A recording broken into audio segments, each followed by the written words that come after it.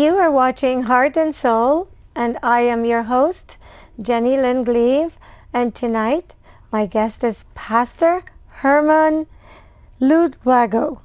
Did I pronounce it correctly? Oh, yes. Oh, yes. Thank you so much, Pastor, for being here. And thank you for having me.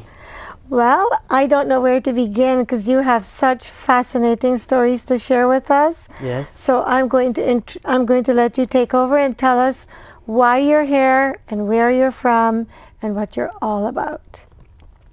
Well, my name is Herman Ludwago. I was born 35 years ago in a small village 2 hours away, west of Kampala in Uganda. Uganda is located in East Africa, and we have an East African community comprised of Kenya, Uganda, and Tanzania. Okay. Yeah, Uganda is 34 million people, and statistics show that 15% of our population are actually young people under the age of 15. So it's a young. Really? Yes. That's amazing. So what do you do in Uganda? So what I do, I am a pastor. Okay. I pastor Living Grace Church. I'm also founder and CEO of Tega Child Development Center, charity that looks after orphans and at-risk children, and also founder and CEO of Golden Hearts Junior School. Wow, Yes. you are very accomplished and you have wearing a lot of hats. Yeah. Well, I know that you brought a video with you, so at this point, why don't we show that so that people can see, Yeah, you know, we the could show orphanage. video. Yeah.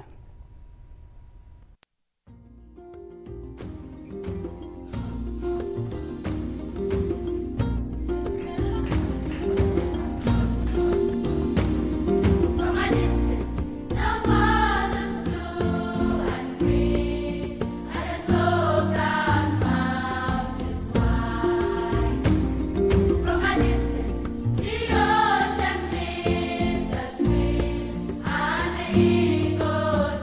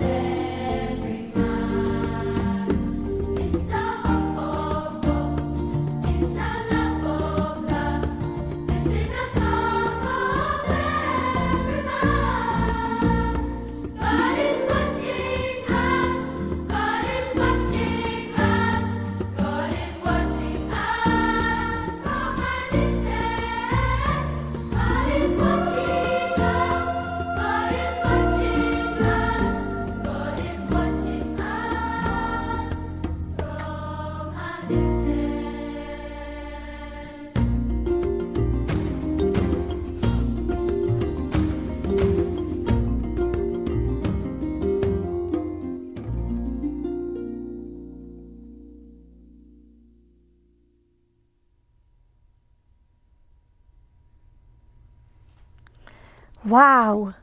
Yeah. So those are the kids from the school and the orphanage? Yes. They're happy kids. They're happy because we have the grace of God. We've been able to do what we do. But what I didn't tell you is my dad had 25 children. Your father? Yes, and my mother had 9 of the 25 together. I was able to meet the 23. I did not meet the 2 that makes 25. It is they told us that their mother could have moved them with them and was not able to bring them back because she didn't get support. But 25, yeah. How does one take care of 25 children? Jeez. It's amazing, isn't it? So my parents died quite early, and so we grew up. My dad died of HIV/AIDS, and then my mother followed suit later on with cervical cancer. Oh, I'm sorry. And we grew up in a child-headed home. I started working in a coffee factory at the age of 12, and going to pick coffee beans, and to be able to bring supplies to my kids and my siblings. All my kids work so hard. They are great guys, and so my firstborn was affected by the problem, so it didn't come out really good. And but the others, as I worked, I brought them with me. Right. So 2 of them have graduated from university. Oh, congratulations. One with a degree in education, and Charles is doing a degree, is graduating this November with a degree in social works. So congratulations. yes. How did your 25 siblings, how did the ones that weren't from your mother, how were you able to find them? My father had them with different moms. Oh, so okay. we saw them in Africa when the kids are not from the main home. Yes. You kind of see them at the funeral. Everybody will show up. That's when you know that so and so. Are you serious? You only Yes. see them if there's a funeral? Yeah. Wow. Your culture is fascinating. Yeah, it's very fascinating. Mine was a unique story. So I worked there a little bit, and then I got opportunity to come to the city because it was hard to work in a coffee factory. Right. And I had finished elementary school. We walked to 7 miles to our school. Yes. We walked to go to school 7 miles one way, barefooted, going and coming back. So it was quite an interesting journey. And so when I finished elementary school and working a little bit in the coffee factory, I moved in Kampala, and there I lived in a slum area in a place called Mango. It's a slum area, and there's a place where widows from our military used to live, and they are orphans. And then I found an abandoned little room where I used to stay. It used to be a bathroom. And I lived You lived in the bathroom? Yes, I lived in there, and then in that slum area, I went to look for work. So what I used to do is to ask to find people if they have dirty laundry. So I could ask them, go knock on their door, do you have any dirty laundry? Sometime they would pay me $1.50 or a meal for the day. Oh. And the other jobs were fetching water, because not many homes had running water then. Yeah, so around that time, there's an American missionary that started a school there. It's called Eagle's Nest Secondary School.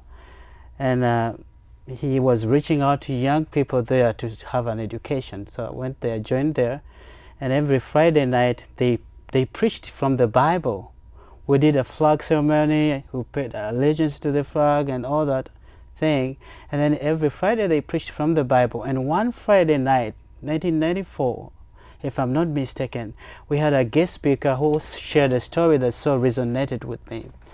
He said he was birthed by a teenage mother, abandoned in a hospital, and raised in an orphanage, but he ran out and went on the street, and that's how somebody witnessed to him about Jesus. But he told us that on the street, from the street, through this relationship, he knew of a father to the fatherless, and my heart clicked. I said, I want to have a relationship with this father. Maybe things will be different. So he gives us an opportunity at the end of the meeting to have a relationship, and he said it is through Jesus Christ. It's very simple. So I went in the float and I said that prayer. The next Saturday, we joined the church choir, and I was off there in the church choir with so many. The church became my family. And then as I worked, I sent supplies back home to my siblings. I went through school.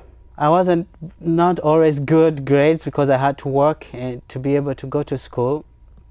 And it's amazing how God brings little pieces together and helps you to step on tragic stories to cause an impact and to help others. But deep down in my heart, I was seeking an opportunity to be able to help children that have grown up like me. So in 1997, we had a youth camp, and at a youth camp, they shared, and then they said, as we pray, we want you to think about where you want to share the words of Jesus. And my friend said, would you come with me? I go to the prison. My friend Johnny Mugabe is an amazing man of God. So he brings me with him to prisons, and we go to prisons to teach. I didn't know a lot of the Bible. I knew John 3:16. Right. And we shared there. But when we visited the women prisons, mothers had babies there. And I was like, I think this is an opportunity. So we started bringing supplies to mothers, and we walked, going to different prisons around my nation and sharing the love of Christ. It kind of gave me hope to be able to sharing with those. So I forgot about my own misery because I was now involved in counseling and helping and sharing hope. Yeah, so I did 4 years of secondary school. I finished that, and then I did another 2 years of high school. But now I had to change jobs. I became a security guard. You are such a remarkable, inspiring person. So I have to tell you this. So I got it at home for an American missionary with a bow and arrow. That was my your weapon. That was my gun. So every night I had my Bible, and I could train how to shoot a bow and arrow if somebody broke in. But I also had, in case of a hard intensified robbery, I had a remote I could place for backup if guys with gun would show up. But I was the main guy there, and I had a guardmate. He had a dog. He was an American missionary. He had flown in with his dog, and something struck me was amazing about this dog. He had so much care.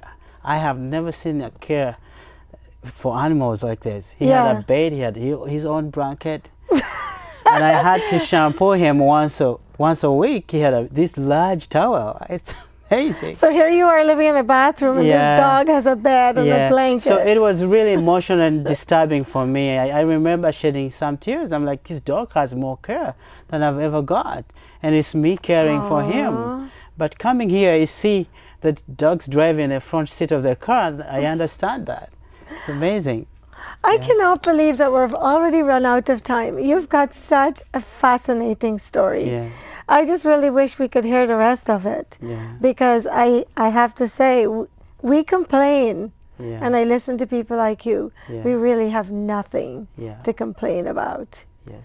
What message do you want to leave? We have 1 minute before we wrap up. The message I want to leave, I want to speak to anybody, a young person, a young lady, a young man out there, whatever your age is. Do not give up on life. There is greatness in you. You can make it. In my favorite book, the Bible, 1 Corinthians 1:3, verse number 3, it says that blessed be the God of all mercies and the God of all comfort. I paraphrase verse number 4. It says He comforts us through all our tribulation, so that when we go through them, we are able to comfort others. So don't you give up. Thank you so much, and thank you for watching Heart and Soul. You're the best. Thank you. Thank you so much. Thank you for having me. Sure.